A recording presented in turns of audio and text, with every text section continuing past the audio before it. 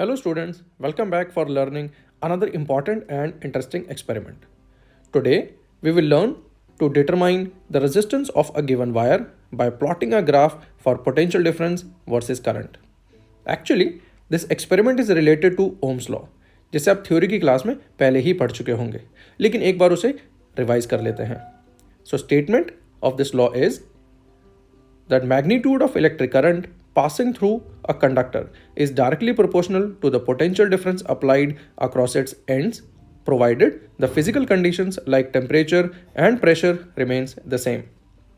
Now see the diagram, and with the help of it we are going to connect all the components of this circuit. और सबसे पहले हम ammeter और volt meter के least count निकालेंगे. तो चलिए पहले एमीटर का लीस्ट काउंट निकालते हैं. So this is our ammeter and you can see its range is 3 ampere.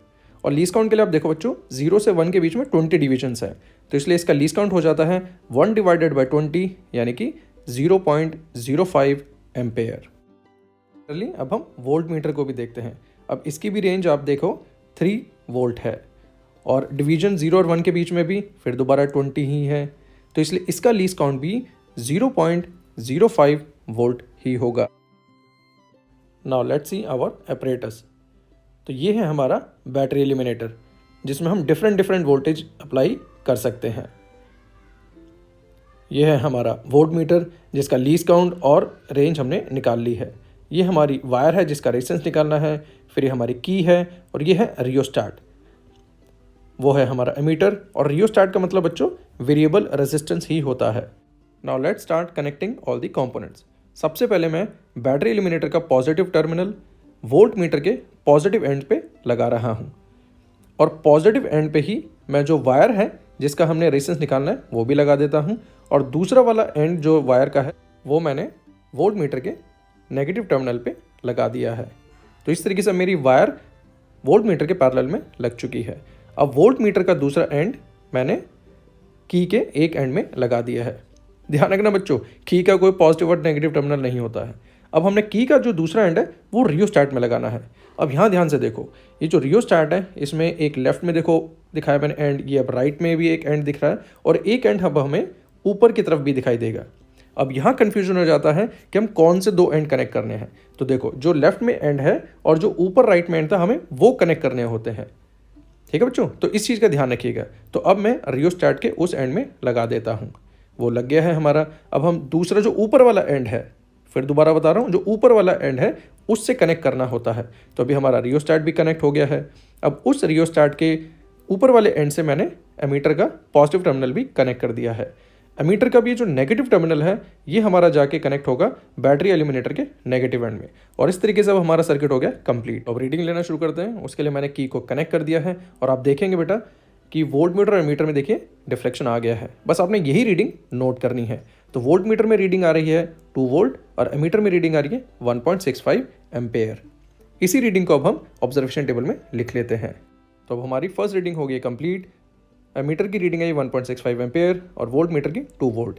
इसी तरीके से अब हमें दूसरी रीडिंग लेनी है. उसके लिए हम रियोस्टैट के ऊपर जो नॉब लगा है उसकी पोजीशन को चेंज करेंगे.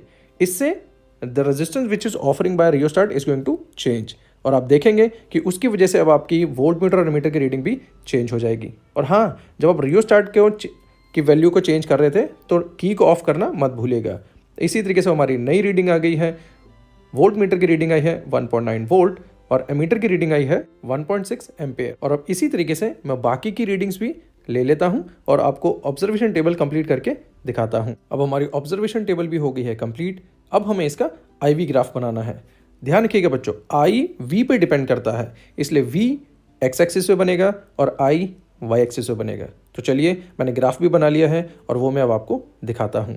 सो दिस इज आवर ग्राफ. इसमें आप देख रहे हैं V एक्स एक्सिस पे है और I Y एक्सिस पे है, और आपकी ऑलमोस्ट एक स्ट्रेट लाइन आ रही है. ये जरूरी नहीं है बच्चों कि आपके सारे पॉइंट्स उस स्ट्रेट लाइन पे ही लाई करेंगे, लेकिन एक स्ट्रेट लाइन इस तरीके से ड्रॉ करनी है कि आपका जो डेटा है, आपके जो पॉइंट्स है वो ऑलमोस्ट इक्वल हो on both the sides of the straight line. तो अब इसमें देखिए मैंने डेल्टा V भी निकाल लिया है और डेल्टा I भी निकाल लिया है.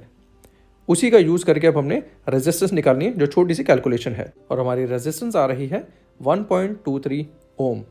अब ये आपके एक्सपेरिमेंट करते टाइम कुछ और भी वैल्यू आ सकती है, तो हमारा जो फाइनल रिजल्ट हो गया है that resistance of the given wire is 1.23 ओम। और हाँ बच्चों, आप इस मटेरियल का रेजिस्टिविटी भी निकाल सकते हैं। देखिए ये फॉर्मूला आपने थ्योरी क्लास में भी सीखा होगा, R is equal to rho L by A, where rho is resistivity. So rho is equal to R into A divided by L. Resistance आपने पहले ही निकाल लिया है, लेंथ आप मीटर स्केल की हेल्प से भी निकाल सकते हैं उस वायर का, और एरिया ऑफ क्रॉस सेक्शन आप स्क्रू गेज की हेल्प से निकाल सकते हैं। तो ये फॉर्मूला जब आप यूज़ करेंगे तो आप इसकी रेजिस्टिविटी भी निकाल पाएंगे, और रेजिस्टिविटी ही स्पेसिफिक रेजिस्टेंस ही होती है। So this completes our today's experiment. I hope आपको ये एक्सपेरिमेंट समझ में आया होगा। तो चलिए अब अपनी फिजिक्स लैब में इसे परफॉर्म करने के लिए तैयार हो जाइए। और अगर आपको ये वीडियो पसंद आया है तो अपने फ्रेंड्स के साथ भी ज़रूर शेयर कीजिएगा, और मेरे कमेंट बॉक्स में ये जरूर लिखिएगा कि आपको और किस किस नए टॉपिक पे, थ्योरी पे, प्रैक्टिकल पे या कोई नई एक्टिविटी पे जो वीडियो आप चाहते हैं। तो मिलते हैं फिर अगली वीडियो में एक नए फिजिक्स की एक्टिविटी के साथ। Till then keep applying physics in your daily life. जय हिंद, जय भारत।